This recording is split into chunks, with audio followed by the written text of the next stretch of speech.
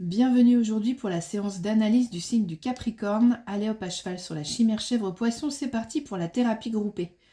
Le Capricorne, il vient nous cueillir au pic de l'obscurité au moment du solstice d'hiver. Il avance vers nous habillé en robe de bure, chaussettes claquettes aux pieds, sa lampe torche allumée pour nous dire d'aller hiberner, méditer, de nous rétracter en nous-mêmes. Le projet n'est plus à la dilatation du Sagittaire, mais plutôt à une introspection légèrement assouplie. Le Sagittaire était en quête d'un avenir radieux, la fois rivé à sa flèche dirigée vers l'extérieur. Cette fois perdu dans une désillusion sévère, il devient le Capricorne, qui lui a pour mission de la retrouver, mais en lui-même. Plus question de se perdre dans les autres ou dans des idéaux d'absolu. À l'image de la nature elle-même qui baisse le rideau, il enfile son gros manteau de désolation temporaire pour se reposer et entamer une nouvelle régénération interne invisible à l'œil nu. Comme l'hiver est sombre, froid et laborieux, le Capricorne est déjà suradapté. Il est divisé en deux parties. Son corps à moitié chèvre fait de lui un animal résistant, endurant et laborieux à la vision jusqu'au boutiste. L'animal caprin à barbichette aime l'altitude comme s'il n'était fait que pour grimper des trucs abrupts. Il est naturellement adapté aux escarpements rocheux et aux conditions météorologiques extrêmes. Il se retrouve parfois dans des situations très délicates à force d'explorations douteuses, juste pour des bribes de branches ou des brins d'herbe rares. Régime drastique, austérité des conditions, effort soutenu, solitude et surtout autonomie, il ne comptera que sur lui-même pour arriver à des fins de haute volée et de grandes envergures. Dans la matière ou sur la terre, il est à l'aise et ne se ménage pas pour gravir des cols et des échelons, comme missionné par la seule force de sa volonté, et cette capacité sera sa perte lorsque naturellement il se rendra compte qu'il aura pris trop de charges mentales, physiques et les fardeaux de sa fratrie, sa famille, son milieu professionnel sur son large dos, et que exsangue, il ne pourra plus avancer. Comme arrivé au bout de ses ressources complètement épuisées.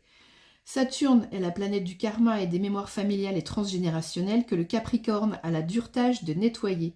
Un Capricorne, même s'il n'est pas le plus âgé, sera le plus mature d'une famille, d'un groupe, d'une fratrie, et sa première partie de vie sera consacrée à ce rôle de super-héros invisible, celui qui porte tous les fardeaux à volonté mais qui n'en récolte aucune gratification, tellement pour lui c'est normal, c'est le spécialiste en relations unilatérales, il ne voit pas qu'il est bancal et qu'il croule sous le poids du passé, celui des autres en particulier.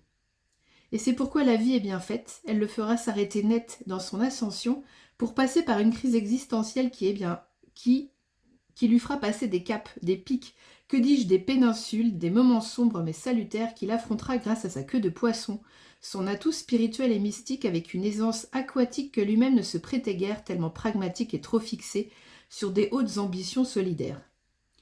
Mais Saturne ou Chronos est aussi le dieu du temps et des pendules à l'heure, il lui donnera le don de double vue et la possibilité de switcher vers l'éveil car en même temps, figé dans le passé par respect pour ses ancêtres, il aura cette spécialité de pouvoir se projeter dans le futur proche ou lointain en aller-retour magique pour déposer des petits cailloux blancs ou même des miettes afin de retrouver son bon chemin.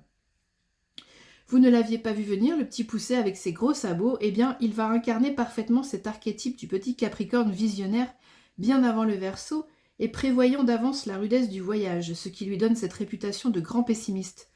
Non, lui il sait, et grâce à son sang-froid, son intelligence et son endurance d'ermite rompu à l'exercice de l'hiver, il pourra accompagner sa flopée de frères dépendants vers la sortie d'une forêt labyrinthique.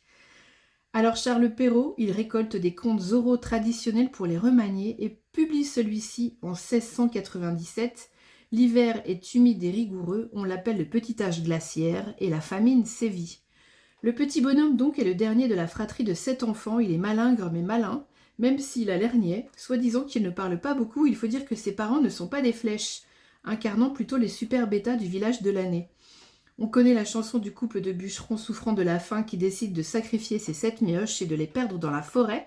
Petit Poucet, la parole discrète mais l'oreille affûtée, a oublié d'être bête et il entend la conversation parentale et le projet de les abandonner. Il prévoit donc des petits cailloux blancs à semer pour retrouver son chemin. Pour retrouver son chemin de la maison natale. Ceci étant fait et de retour au bercail, les enfants prodigues sont accueillis avec surprise par des parents transis de joie et de remords bien vite occultés, leurs poches entre-temps à nouveau remplies de l'argent d'un seigneur qui les avait oubliés.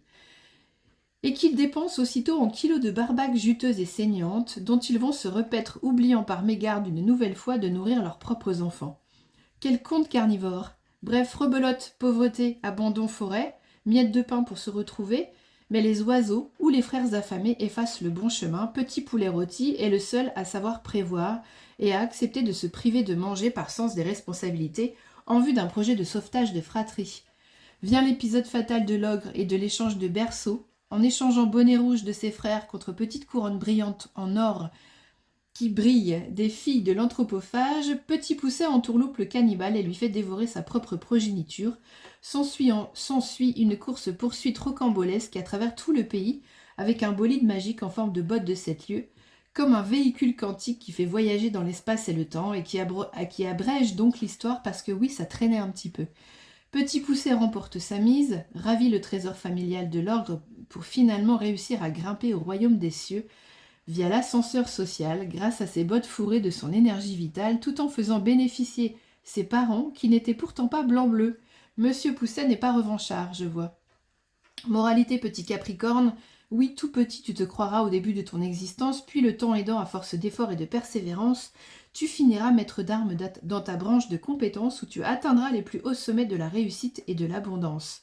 Peut-être que par ambition maladive ou une loyauté trop grande à ta famille, tu poursuivras d'abord une vocation de sauvetage chimérique, mais n'oublie pas que de se gourer de montagne n'est pas une fatalité, mais plutôt une belle partie de l'expérience à vivre pour comprendre que c'était d'abord ton fardeau qu'il fallait déposer, afin de ne pas te faire dévorer, de ne pas te trahir par habitude ancestrale, puis de guider les autres de loin, détachés de leur propre chemin tortueux et escarpé de forêt glaciale, parce que chacun sa route, chacun son chemin, comme dirait tonton David. Quoi qu'il arrive, après l'hiver viendra le plus miraculeux, la renaissance, l'explosion des sens et des bourgeons masqués, le printemps, celui du changement, après une grande période de latence qui t'a guidé vers ta propre foi, désormais irréductible, et l'âge d'or qui s'ensuivra.